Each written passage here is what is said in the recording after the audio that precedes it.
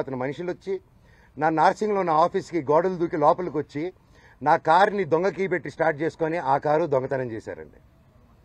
అంటే ఎందుకు ఇంత దరిద్రానికి దిగజారుతున్నాడో నాకు అర్థం కావట్లేదు.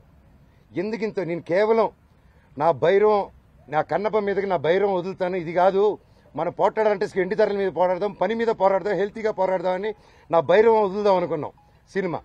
ఇంకంతే భైరవం వదులుతున్నా అనేసరికి టెన్షన్ అయిపోయి కన్నప్ప పోస్ట్పోన్ చేసుకున్నాడు. ఆ కోపం ఎలా చేసుకోవాలో తెలియక నా మీద ఇదంతా రుద్దుతున్నారు. ఇమీడియట్గా డైవర్షన్. ఇప్పుడు మా అమ్మగారికి మా నాన్నగారికి వాళ్ళకి అవసరం అండి ఈ వయసులో? విష్ణు నాకంటే 4 సంవత్సరాలు పెద్దవాడు, అతనికి 4 పిల్లలు ఉన్నారు, వచ్చి మాట్లాడడం తెలియదా? కూర్చొని మాట్లాడమని అడుగుతున్నాను నేను. పెద్దోళ్ళని కూర్చొని పెట్టి మాట్లాడుతున్నా, మాట్లాడలేరా? ఇవన్నీ కాకుండా ఇలా పోలీస్ ఆఫీసర్తో హైకోర్టు నుంచి నాకు ఆర్డర్ వచ్చిందండి. ఇది బాగా వినండి సార్. హైకోర్టు నుంచి క్లియర్ ఆర్డరు, నేను కానీ ఇక్కడ కానీ డిస్ప్యూట్ జరిగేంత వరకు మేము ఇక్కడ ఉండొచ్చు, ఇద్దరు నేను ఎవరు ఉండకూడదని చెప్పాల. కలెక్టరేట్ దగ్గరికి వెళ్ళారు. నేను అమ్మ నేను వచ్చి ఉండొచ్చు, నేను ఏం చేయట్లేదు, ఇదిగోండి అనేసి నా ఫైలు అప్పచెప్పాను నేను వాళ్ళకి.